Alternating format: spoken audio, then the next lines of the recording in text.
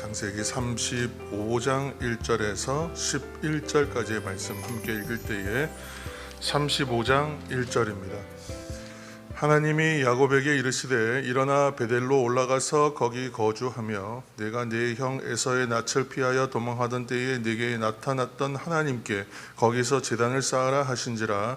야곱이 이에 자기 집안 사람과 자기와 함께한 모든 자에게 이르되 너희 중에 있는 이방 신상들을 버리고 자신을 정결하게 하고 너희들의 의복을 바꾸어 입으라.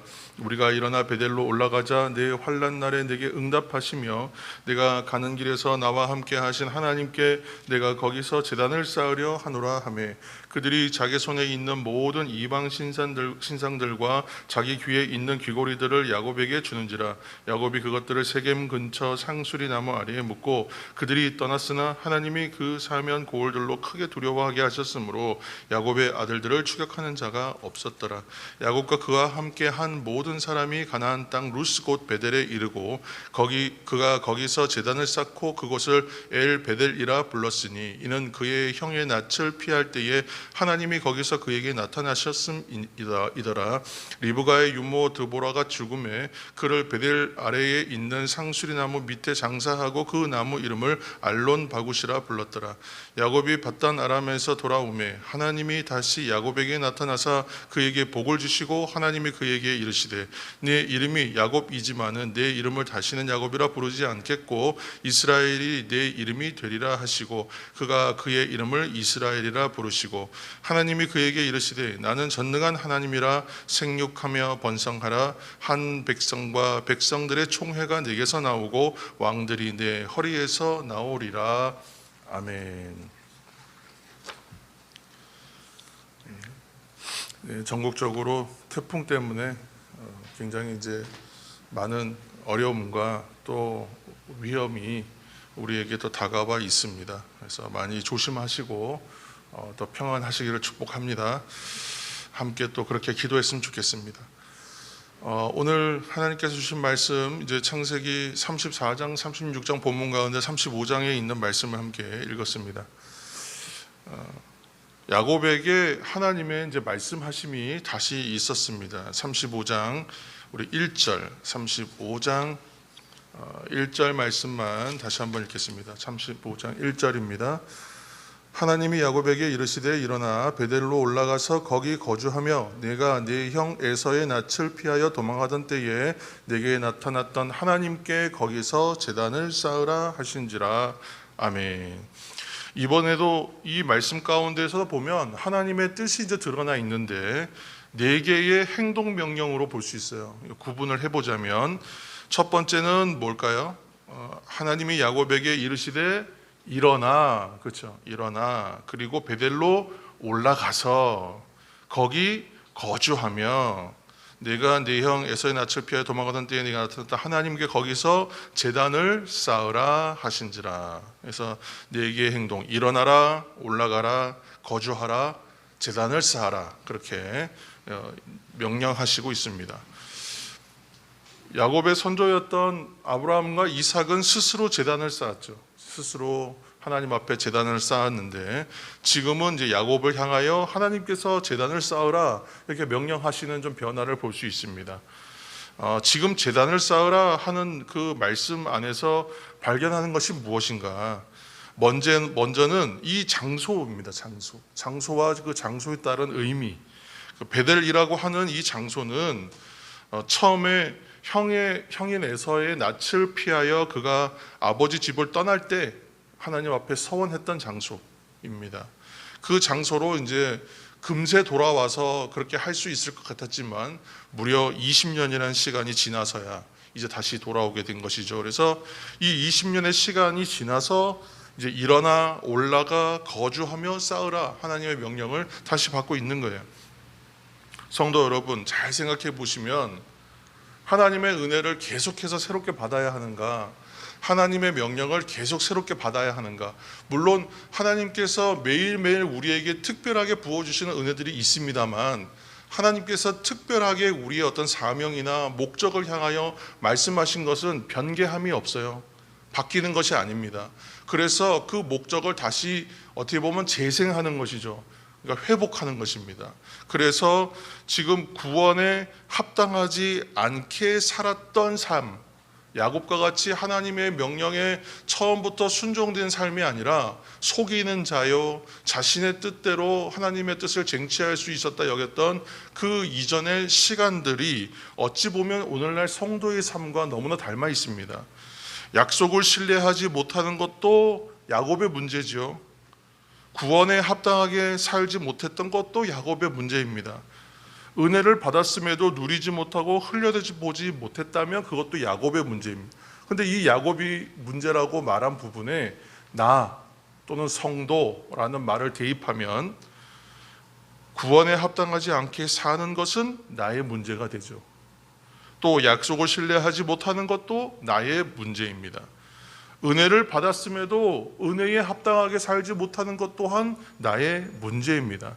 그러므로 우리는 이 문제에 대해서, 이 문제 앞에서 새롭게 구원을 받아야 하는가, 새롭게 약속을 받아야 하는가, 새롭게 은혜를 입어야 하는가, 그런 것이 아니라 우리는 새롭게 구원을 받고 약속을 받고 새롭게 은혜를 입는 것이 아니라 회복해야 하는 것입니다. 회복해야 하는 거예요. 새벽의 성도 여러분, 이러한 구원의 감격과 약속하심과 은혜 주심에 대하여 회복해 가시는 저와 여러분 되시기를 예수님의 이름으로 축원합니다. 베델에서 말씀하신 대로 이제 야곱이 순종해요. 그래서 35장 3절 말씀 함께 읽겠습니다. 35장 3절. 우리가 일어나 베델로 올라가자. 내 환난 날에 내게 응답하시며 내가 가는 길에서 나와 함께 하신 하나님께 내가 거기서 제단을 쌓으려 하노라 하매. 아멘. 이제 야곱은 어떤 자리로 간다고요? 회복의 자리로 가는 거예요. 은혜와 구원과 약속의 회복의 자리로 나아갑니다. 약속과 믿음을 회복하는 자리로 나아가려고 해요. 그런데 35장 2절 말씀 읽겠습니다. 35장 2절. 회복해야 하기 전에 해야 될 일이 있어요. 35장 2절입니다. 야곱이 이에 자기 집안 사람과 자기와 함께 모든 자에게 이르되 너희 중에 있는 이방 신상들을 버리고 자신을 정결하게 하고 너희들의 의복을 바꾸어 입으라. 아멘. 그 전에 해야 할 것이 있다는 거예요. 야곱과 자신의 가족들이 함께 해야 할 일. 그것이 무엇인가? 자신과 또 집안 사람들과 또 함께한 사람들이 있었죠. 그 식소들까지 다 포함하여 이들에게 명령해요. 3가지. 첫 번째는 너희 중에 있는 이방 신상들을 버려야 한다. 우상이죠, 우상. 우리가 이 우상에 대해서 넓게 또 포괄적으로 이해할 수 있습니다. 두 번째는 자신을 정결하게 해야 한다. 그 일환으로서 뭐예요? 의복을 바꾸어 입어야 한다. 사실 이제 같은 포함된 의미라고 보아야 됩니다. 3가지를 명령하지만 크게는 2가지로 볼 수 있어요. 이방 신상들 우상 버리는 것, 두 번째는 자신을 정결하게 하는 것. 이를 위하여 의복을 바꾸어 입어야 한다. 그렇게 얘기해요. 성도 여러분, 우리가 항상 얘기합니다. 하나님과 다른 것을 섬길 수 있다. 함께 겸하여 섬길 수 없다. 이렇게 얘기하지 않습니까? 그래서 무엇도 하나님보다 앞설 수 없고 무엇도 하나님보다 앞세울 수 없어요. 또 무엇도 하나님과 경쟁할 수도 없어요. 이것은 어찌 보면 우선순위의 문제라고 생각할 수 있지만 그보다 더 근본적인 문제는 뭐냐면 이것은 헌신, 하나님 앞에 나를 드리는, 주께서 나를 위하여 다 주신 것처럼 나 또한 하나님께 드릴 수 있어요. 왜? 다 모든 것이 하나님께로부터 왔기 때문에 내놓을 수 있죠. 그런 의미에서 헌신 또는 충성의 의미입니다. 그 의미를 새겨야 돼요. 두 번째는 하나님께 제단 쌓으러 나갈 때 곧 예배하는 자로서의 의무가 있어요. 그건 뭐냐면 정결해야 한다는 것이. 예배에 대하여 정결해요. 나중에 이제 이것이 이제 예배 제사법으로 나가기 시작하면 레위인들과 어떤 제사장들의 정결법이 나오지 않습니까? 그것처럼 이제 하나님 앞에 나아갈 때는 정결해야 해요. 죄로부터 또 죄에 대하여 우리는 정결해야 합니다. 그래서 이 정결해야 한다, 또 의복을 바꾸어 입어야 된다. 이것은요, 어찌 보면 회개 기도와 우리가 나눴잖아요. 회개를 2가지로 회개의 기도와 회개의 생활이라고 말씀드렸어요. 그래서 우리를 정결하게 하는 회개 기도와 의복을 바꾸어 입는 삶이 변화되는 것이죠. 회개의 생활, 그것과 상토상응하는 말씀이 됩니다. 이러한 야곱의 말에 대하여, 명령에 대하여 가족들은 응답해요. 그래서 어떻게 하냐면 자신들이 가지고 있었던 이방 신상들과 또 한 가지 더 내놓습니다. 귀고리, 일종의 장신구죠. 이제 금부치 같은 겁니다. 그것을 내놓습니다. 35장 4절 말씀입니다. 함께 읽겠습니다. 35장 4절. 그들이 자기 손에 있는 모든 이방 신상들과 자기 귀에 있는 귀고리들을 야곱에게 주는지라. 야곱이 그것들을 세겜 근처 상수리 나무 아래에 묻고. 아멘. 이것을 모두 세겜 근처 상수리 나무 아래에 모두 묻어버려요. 우리가 이제 나중에 또 그 출애굽 때 보면 가장 유명한 또 기억에 남는 사건 중에 하나가 금송아지 사건이잖아요. 금송아지 사건에서 우리가 본 것처럼 귀고리 이런 것들 가지고 있는 것이 어떤 도구로 사용되냐면 나중에 우상을 만드는 재료가 되잖아요. 그래서 지금 우상을 버려요. 그리고 우상이 될 만한 재료, 우상을 만들 수 있는 재료, 그것까지 다 버려요. 그러니까 이것은 아주 근본적이고 정결한 근본적이고 어떻게 보면 확고한 결단을 보여주는 좋은 자세들입니다. 그래서 이처럼 회개하는 것, 이처럼 정결하게 하는 것은 이렇게 확고하게, 분명하게 결단하고 결정하고 행동해야 돼. 끊어내지 않으면 적당히는 없어요. 그러한 의미를 볼 수 있습니다. 35장 5절 말씀 한 절 읽겠습니다. 35장 5절.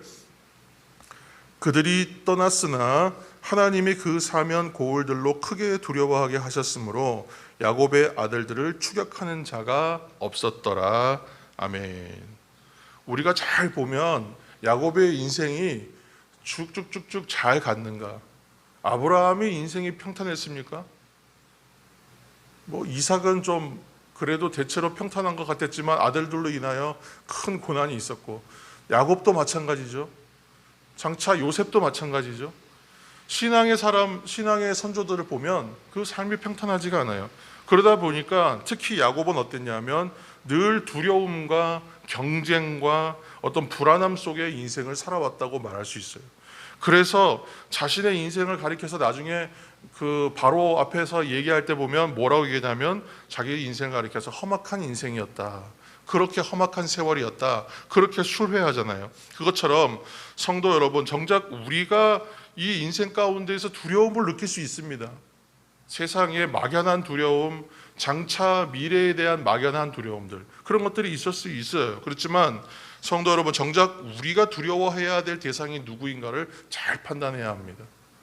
그래서 우리가 두려워해야 할 것은 세상의 어떤 다른 것이나 다른 일이나 다른 존재가 아니라 오직 두려워해야 할 분은 한 분밖에 없어요. 정작 두려워해야 할 분은 하나님 한 분이시죠. 그런데 사람들이 정작 두려워해야 할 분은 두려워하지 않으면서 근거 없는 두려움 속에서, 염려 속에서 살아가고 있습니다. 하나님께서 지금 야곱의 어떤 걱정과 두려움에 앞서서 어떻게 행하시냐면 하나님께서 주변의 사람들에게 두렵게 나타나세요. 두렵게 하세요. 그들의 마음을. 그래서 이것을 히타트 엘로힘, 하나님께서 그분의 어떤 하나님 되심을 드러냅니다. 권능 같은 것을 나타내버려요. 그러면 사람들은 두려워하거든요. 그래서 하나님께서 히타트 엘로힘으로 나타나셔서 두렵게 하세요. 야곱의 주변 환경에 하나님께서 강력하게 나타나셔서 다른 어떤 대적들도 두려워할 것이 없게끔 잠잠하게 만들어버린 역사가 나타나요. 이 얘기는 이제 마지막 결론 부분에 다시 한번 정리를 하겠습니다. 35장 우리 7절 말씀 한 절 더 읽겠습니다. 35장 7절. 그가 거기서 제단을 쌓고 그곳을 엘 베델이라 불렀으니 이는 그의 형의 낯을 피할 때에 하나님이 거기서 그에게 나타나셨음이더라. 아멘. 이제 루스라고도 불리는 베델에서 예배하죠. 근데 이 베델이라고 하는 그 장소를 가리켜서 베델이라고 말하지 않고 뭐라고 하냐면 그가 거기서 이렇게 얘기해요. 거기서 제단을 쌓고, 또 하나님이 거기서 그에게 나타난다. 거기서, 그곳이라고 말하는 장소, 이전에는 베델이었어요. 지금은 뭐로 바뀌어요? 엘 베델이라고 바뀌어요. 새롭게 의미가 부여된 것이죠. 회복되었다는 거예요. 하나님의 은혜가 다시금 나타났어요. 그래서 성도들에게도 이러한 자리가 필요해요. 그곳이라고 부를 만한, 거기서라고 할 만한 우리의 신앙의 장소가 필요합니다. 회복의 자리가 필요해요. 그 자리로 돌아가야 돼요. 야곱이 베델로 돌아가서 하나님의 약속을 회복하고 하나님의 명령을 회복하여 자신의 삶과 자신의 주변과 그 모든 것을 정리하고 새롭게 시작하는 것처럼 우리들 또한 돌아와야 할 자리가 필요합니다. 회복의 장소, 회복의 자리, 예배의 자리가 아니겠습니까? 우리가 거기서라고 말하는 그 장소로 돌아오는 것은 바로 축복입니다. 오늘 그래서 성도들이 있어야 할 그곳에 있으시기를 축복합니다. 그렇게 회복될 때에 10절 말씀을 보시면 야곱이라는 이름이 무엇으로 바뀌어요? 야복 강가에서 씨름하면서 얻은 그 명칭으로 바뀌죠. 새롭게 얻은 그 이름 뭐예요? 이스라엘로 이름이 바뀝니다. 그리고 그곳에서 하나님이 어떻게 하시냐면 전능하신 하나님, 곧 이제 원어로 하면 엘샤다이의 하나님으로 나타나시는 거예요. 우리가 있어야 할 자리로 돌아가면요, 거기서 하나님은 엘샤다이로 나타나세요. 주변의 모든 사람들을, 다른 사람들 하나님 앞에 나타나는 것이, 하나님이 나타나시면 다 두려워해요. 하나님 히타트 엘로힘으로 나타나시는 엘샤다이의 하나님, 전능하신 하나님, 우리에겐 전능하신 하나님, 능치 못할 일이 없으신 하나님으로 나타나실 때에 그 하나님은 주변의 모든 것을 두렵게 하신 하나님, 세상의 모든 염려와 걱정과 두려워할 것이 없습니다. 우리는 하나님 한 분만 두려워해요. 그분 앞에 온전한 헌신과 충성으로 나아가는 하나님의 성도들이 있어야 할 거기서라고 말하는 그곳으로 회복될 때에 우리의 하나님은 우리의 이름을 야곱, 속이는 자가 아니라 이스라엘이라고 불러주시고, 또 거기서 어떤 일이 생기냐면 엘샤다이, 전능하신 하나님으로 우리 가운데 나타나실 것입니다. 성도 여러분, 성경을 다시 읽어가는 이 새벽을 통하여 그러한 전능하신 하나님의 자리, 또 이스라엘로 이름이 바뀌는 나의 은혜가 회복되는 자리, 그 자리로 나아가시는 저와 여러분이 되시기를 예수님의 이름으로 축복합니다. 엘샤다이 하나님으로 나타나실 때에 우리는 태풍 가운데서도 평안할 줄로 믿습니다. 하나님 안에서 평안한 이 하루가 되시기를 다시 한번 축복합니다.